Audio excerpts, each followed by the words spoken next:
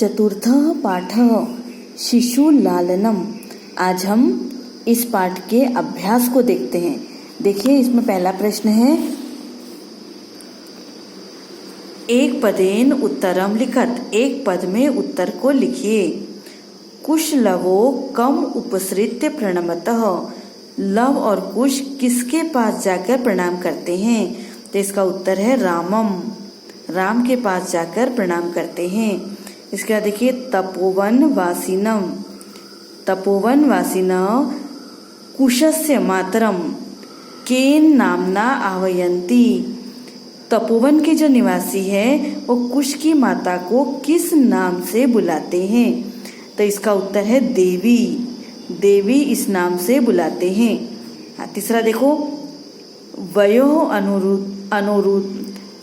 अनुरोधात् कः लालनीय भवति।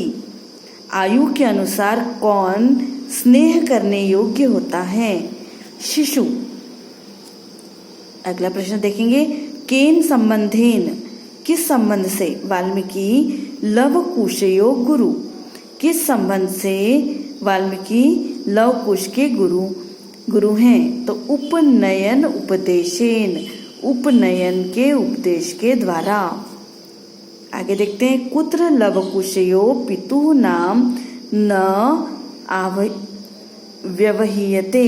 कहाँ पर लव और कुश के पिता के नाम को व्यवहार में नहीं लाया जाता है?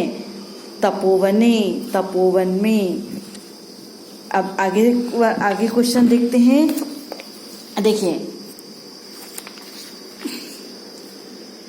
देखिए, अधोलिखितानां प्रश्नानां उत्तराणि संस्कृत भाषया लिखत। अब इसका उत्तर हमको पूर्ण वाक्य में लिखना है। अब पूर्ण वाक्य में लिखेंगे। देखिए, रामाय कुशलवयो कंठाश्लेषस्य स्पर्श कीदृश आसीत्। राम के लिए कुश और लव को जो गले लगाए थे तो गले लगाने का स्पर्श किस प्रकार का था? तो इसका उत्तर देखेंगे हम लोग। देखो, रामाय, ये देखिए उत्तर, रामाय कुशलवयो कंठाश्लेषस्य स्पर्शः हृदयग्राही आसीत्। हृदयग्राही आसीत्। देखिए, दूसरा प्रश्न देखते हैं, रामः लवकुशो कुत्र उपवेशयितुं कथयति। राम लवकुश को कहाँ उपवेशयितुं बैठाना चाहते थे? बैठाने के लिए कहते हैं, बैठने के लिए कहते हैं। देखो, रामः लवकुशो सिंहासनम उपवेशयितुं कथयति। राम जो है लवकुश को सिंहासन पर बैठने के लिए कहते हैं। तीसरा प्रश्न है, बाल भावात हिमकर कुत्र विराजते। बाल भाव से हिमकर यानी कि चंद्रमा कहाँ विराजित होता है? देखिए, बाल भावात हिमकर पशुपति मस्तके विराजते। पशुपति मतलब शिव। शिव के मस्तक पर विराजित है। बाल भाव के कारण चंद्रमा जो है वो पशुपति के मस्तक की शोभा बढ़ाता है, वो वहां पर विराजित है। अगला प्रश्न देखेंगे, कुश लवयो वंश से कर्ता कह। लव और कुश के वंश के कर्ता कौन हैं? तो कुश लवयो वंशस्य कर्ता सहस्त्रतीधिति यानी कि सूर्य। सहस्त्रतीधिति ये उनके वंश के कर्ता हैं। आगे देखते हैं, कुश लवयो मातरम वाल्मीकि केन नामना आह्वयति। कुश और लव की माता को वाल्मीकि किस नाम से पुकारते थे? तो कुश लवयो मातरम वाल्मीकि वधूः नामना आह्वयति। इस नाम से वे उनको बुलाते थे। अब हम आगे का प्रश्न देखते हैं। देखिए, दूसरा प्रश्न है, रेखांकित पदेषु विभक्ति तत्कारणाच्च उदाहरणानुसारम निर्देशत। अब हमको क्या करना है इसमें? ये देखिए, इसमें यहाँ पे तृतीया का प्रयोग हुआ। तो किस कारण से यहाँ पर तृतीया का प्रयोग हुआ? तो यहाँ पे देखो राजन अलम अति दाक्षिण्येन, तो अलम के कारण, तो अलम योगे यहाँ पर तृतीया का प्रयोग हुआ। यहाँ पे किसका प्रयोग हुआ? तृतीया। तो यहाँ पे लिखा है तृतीया किसके कारण से? तो अलम योगे, अलम योगे तृतीया, यानी अलम के कारण से यहाँ पर तृतीया का प्रयोग हुआ। इसी तरह देखो रामः लवकुशो आसनार्धम उपवेशयति, तो यहाँ पर जो है वो द्वितीया का प्रयोग हुआ है। किस कारण से? देखो ये उप, अधि और उप, इस उपसर्ग के कारण हमेशा ये जिसके लिए प्रयोग में आता है वहाँ पर हमेशा द्वितीया का प्रयोग होता है। तो यहाँ पे द्वितीया का प्रयोग हुआ है उपयोगे, उप के कारण से। इसी प्रकार धिक माम एवं भूतम, तो धिक के कारण यहाँ पर द्वितीया का प्रयोग हुआ है। तो यहाँ हम लिखेंगे द्वितीया का प्रयोग हुआ है किसके कारण? धिक के कारण यहाँ पर द्वितीया का प्रयोग हुआ है। इसी प्रकार अंक व्यवहितम अध्यास्ताम सिंहासनम, तो यहाँ पे देखो सिंहासनम में द्वितीया का प्रयोग हुआ है। तो अधि, ये अधि के कारण से यहाँ पर द्वितीया का प्रयोग हुआ है। तो इसका कारण है द्वितीया। अधि, अध्यास्ताम लिखा है, तो ये अधि के कारण यहाँ पे द्वितीया का प्रयोग हुआ है। अलम अति विस्तरेण, तो यहाँ पे तृतीया का प्रयोग हुआ है अलम के कारण, तृतीया का प्रयोग हुआ है अलम के कारण। अब यहाँ भी देखिए रामम उपसृत्य, उप के कारण पास जाकर रामम में द्वितीया का प्रयोग हुआ है। तो यहाँ पे द्वितीया और किसके कारण? उपयोगे द्वितीया। अब आगे हम देखते हैं, देखिए यथा निर्देशम उत्तरत, निर्देश के अनुसार उत्तर दीजिए। जानामि अहम तस्य नामधेयम, तो हम जानामि और अहम को अलग कर लेते हैं क्योंकि इस वाक्य में कर्तृपदम किम, इस वाक्य में कर्ता कौन सा है? तो जानामि अहम, तो जानामि क्रिया है और ये अहम जो है, अहम है, ये पद जो है वो कर्ता है। इसी तरह से आगे देखिए किम कुपिता एव भणति, क्या क्रोधित होकर कहती है? या प्रकृतिस्था अस्मात् वाक्यात हर्षिता, इसका हमको, इस पद का हमको विपरीतार्थक पद लिखना है। तो हर्षिता प्रसन्न और ये कुपिता क्रोधित होकर, तो हर्षिता का क्या होगा? कुपिता। विदूषकः उपसृत्य आज्ञापयतु भवान, अत्र भवान पद कस्मै प्रयुक्त, ये भवान पद किसके लिए प्रयोग में आया है? यदि विदूषक उपसृत, विदूषक पास जाकर आप आज्ञा दीजिए, तो वो राम को कह रहे हैं कि आप आज्ञा दीजिए, तो भवान पद जो है वो रामाय, राम के लिए प्रयोग में आया है। इसी प्रकार तस्मात् अंक व्यवहितम अध्यास्ताम सिंहासनम, अत्र क्रियापदम किम, यहाँ पे क्रियापद कौन सा है? तो अध्यास्ताम, जिसमें धातु रूप लगे होते हैं वही क्रिया होती है। तो अध्यास्ताम।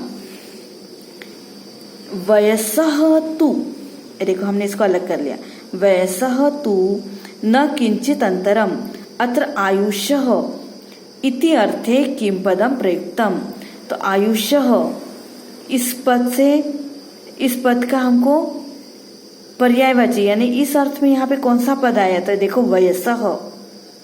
वयसः, ये देखिए यहाँ उत्तर लिखेंगे वयसः। हाँ, इसी प्रकार देखते हैं अधोलिखितानि वाक्यानि कह कम प्रति कथयति, कह यानी कौन, कम यानी किसको, किससे कहा, यानी कह हम जब लिखते हैं तो यहाँ पे हम प्रथमा विभक्ति का प्रयोग करेंगे और कम लिखते हैं तो हम यहाँ पे द्वितीय विभक्ति का प्रयोग करेंगे। पहला है सव्यवधानम न चरित्र लोपाय, ये वाक्य किसने कहा? रामः लवकुशौ। दूसरा वाक्य देखते हैं किम कुपिता एव भणति उत प्रकृतिस्था, ये वाक्य किसने कहा? विदूषकः। किससे कहा? कुशम, कुश को कहा।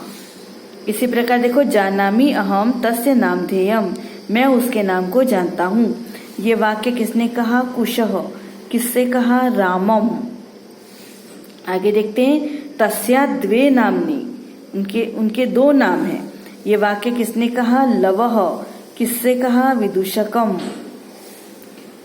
वयस्य अपूर्व खलु नामधेयम, मित्र ये विचित्र नाम है। ये किसने कहा? राम। रामः विदूषकम।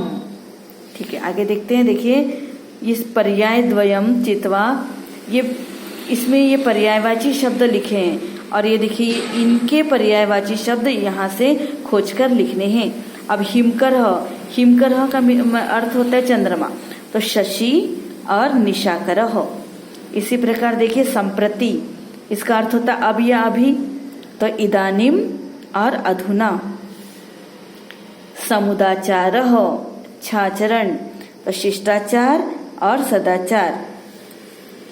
पशुपति, पशुपति यानी शिव, शिवः चंद्रशेखरः। तनयः, तनयः यानी होता है पुत्र। सुतः पुत्रः। इसी प्रकार देखो सहस्त्र दिधीति यानी कि सूर्य, तो देखिए सूर्य और भानु, सूर्य और यहाँ होगा भानु। ठीक है, अब आगे देखते हैं। देखिए छठवां पर, उदाहरणम अनुसृत्य अधोलिखितेषु पदेषु प्रयुक्त प्रकृति प्रत्यय च लिखत। प्रकृति यानी धातु, इसमें धातु प्रत्यय कौन सा है वो लिखना है। ये देखो युक्तम, युक्तम में युज धातु है और इसमें कत प्रत्यय है। देखो उदाहरण में उन्होंने दिया है, उदाहरण में दिया देखो आसनम। ये देखो आसनम में आस धातु है और ल्युट प्रत्यय लगा है, तो हमको युक्तम का लिखना है, तो इसमें युज धातु है और यहाँ पर कत प्रत्यय लगा है। अब आगे देखते हैं। देखो भाजनम, इसमें भाज और ल्युट प्रत्यय लगा है। इसी प्रकार से शालीनता, शालीन में तल प्रत्यय लगा है। देखो लालनीय, इसमें लाल अनियर प्रत्यय लगा है। इसी प्रकार देखो छदत्वम, इसमें छद और इसमें त्व प्रत्यय लगा है। सन्निहितम, इसमें सम उपसर्ग लगा है, निह धातु है, निह धातु है, त प्रत्यय लगा है। सम्माननीय, तो सम्माननीय और टाप प्रत्यय इसमें लगा है। अब आगे देखते हैं। देखिए विशेषण विशेष पदानी लिखत, जो पद विशेषण विशेषता बताते हैं वो विशेषण, और जिसकी विशेषता बताई जाती है वे पद विशेष कहलाते हैं। अब यहाँ पे देखिए श्लाघ्या कथा, प्रशंसनीय कथा।